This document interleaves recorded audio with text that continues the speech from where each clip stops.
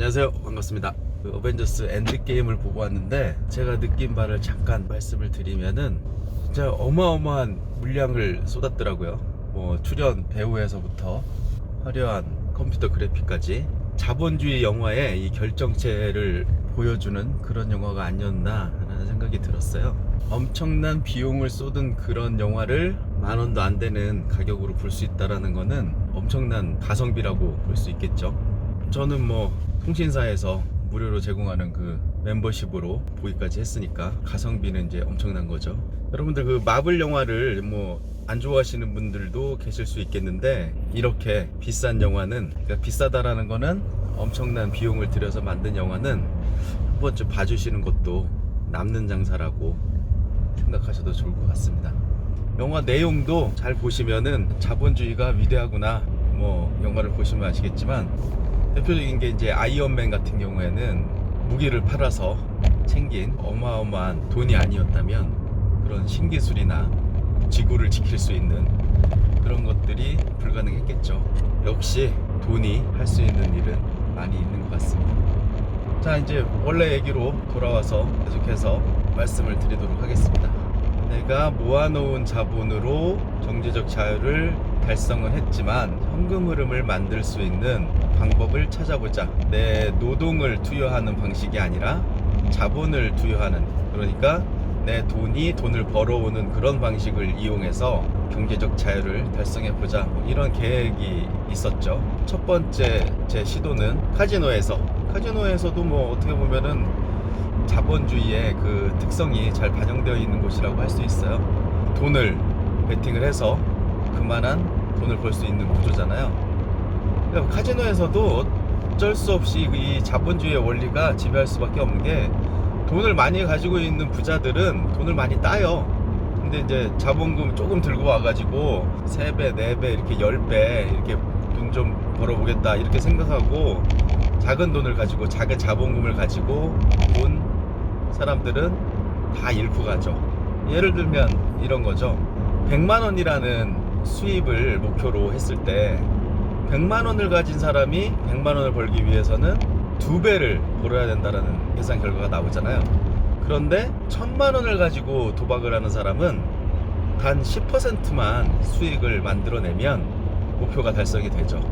이게 뭐 어쩔 수 없는 자본주의 원리인데 카지노에서도 그게 통합니다. 그래서 여러분들 아무리 카지노가 수익률이 높은 그런 게임이라 하더라도 투자금의 2배, 3배 이렇게 버는 거는 거의 뭐 불가능에 가깝다라고 생각을 하시고 절대로 그런 시도는 하지 않으시는 게 좋을 것 같습니다. 이때쯤에 이제 제가 금융에 대한 공부를 더 열심히 하게 돼요. 원래 이제 도서관에 가서 돈에 대한 공부, 뭐 달러에 대한 공부, 금융에 대한 공부, 뭐 이런 것들을 많이 합니다. 그 유튜브 영상들도 되게 많은 도움이 됐어요. 개인적으로는 뭐 다큐멘터리라든지 그 EBS의 뭐 자본주의라는 테마를 가진 다큐멘터리들도 도움이 많이 되고요. 그런 것들을 보면서 자연스럽게 돈을 벌어오는 이런 부분에 대해서 깨달음을 얻어갑니다. 그래서 이제 계획은 달러라는 투자 대상이 대단히 매력적이다라는 거는 알게 되고요. 이 달러를 통해서 내가 모아놓은 자본을 쓰면서 살아가는 것이 아니라 그 모아놓은 자본한테 일을 시켜가지고 그 돈으로 내가 경제적 자유를 달성하는, 그리고 보다 풍족한 삶을 살아가는 이런 구조를 한번 생각을 해봐요.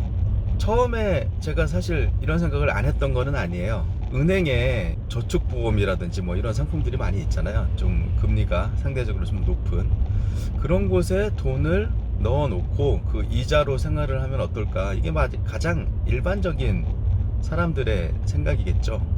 그래서 제가 계산을 해봤는데 연간 한 4천만 원 정도의, 월 300만 원이니까 뭐 그 정도 되겠죠. 4천만 원 정도의 수입을 은행 예금으로 발생을 시키려면 약 15억 원 정도의 자본이 필요하다라는 계산이 나오죠. 하지만 저한테는 15억 원이라는 현금이 있지 않죠. 예, 뭐 비슷한 돈이 있다 하더라도 제가 처음에 말씀드렸듯이 부동산 자산이기 때문에 그것들을 다 매각을 한다라는 거는 불가능한 일이었고, 그리고 내가 깔고 앉은 부동산 자산 중에는 내가 현재 살고 있는 집도 있고요. 그래서 여러 가지 문제들을 고려해 봤을 때 15억 원이라는 현금을 만들어서 연간 한 4천만 원 정도의 수입을 발생시킨다라는 전략은 현실적이지 않다라는 결론에 도달하죠. 많은 분들이 그런 생각 하실 거예요. 내가 한 15억 원 내지는 10억 원 정도 있으면 그걸 은행에 넣어 놓고 아끼며 살아가면 어떨까. 제가 말씀을 드렸듯이 가능은 하죠. 그런데 풍족한 삶을 누리기에는 모자람이 있을 것이다 라고 제가 이제 말씀을 드리고요. 그래서 이제 제가 생각을 했던 게 사실은 이제 도박으로 더 많은 수익률, 작은 현금 자산으로 더 많은 돈을 벌 수 있는 방법을 이제 고안하다가 도박까지 손을 댔던 거였고요. 그런데 달러 투자의 경우에는 연간 10% 혹은 15% 정도의 수익률을 만들어낼 수 있겠다라는 생각이 들더라고요. 이 얘기는 뭐냐면은 은행 예금으로는 한 15억 원 정도가 있어야 연간 4천만 원 정도 수준의 돈을 만들어낼 수가 있는데 10에서 한 15% 정도의 달러 투자로는 거기다 세금도 없죠. 3억 원에서 4억 원 정도만 있으면 내가 원하는 수입을 만들어낼 수 있겠다 이런 생각이 들더라고요. 그런데 이제 제가 현금 자산이 그렇게 풍부한 편은 아니었어요. 다 이제 부동산 자산의 레버리지를 너무 크게 썼기 때문에 어떤 돈으로 할까 생각을 하다가 쓰지 않고 있던 마이너스 대출이 있었거든요. 투자를 할 때 마이너스 대출은 되게 효과적이에요. 투자를 하고 있지 않을 때는 돈을 빌리지 않아도 되기 때문에 이자 비용이 줄어들게 되죠. 그런데 마이너스 대출이 아니라 그냥 일반 대출 같은 경우에는 한번 빌리고 나면 만기 때까지는 이자를 이제 꼬박꼬박 내야 되는데 마이너스 대출 같은 경우에는 내가 돈을 무엇인가에 투자할 때만 이자를 내면 되잖아요. 지난 시간에 제가 이제 그 얘기 했었잖아요. 빚도 자산을 구매하는데 사용하는 빚은 아주 착하고 좋은 빚이다 이런 얘기를 했잖아요. 마찬가지로 달러를 구매하기 위해서 빚을 동원하는 거잖아요. 마이너스 대출이 빚이니까. 그래서 저는 거기에 대해서는 큰 문제가 되지 않는다 이렇게 생각을 했어요. 제가 이제 신용이나 이런 것들은 좋은 상황이어서 그 마이너스 대출 금리가 3%대 정도였어요. 그러니까 제 계산은 간단하죠.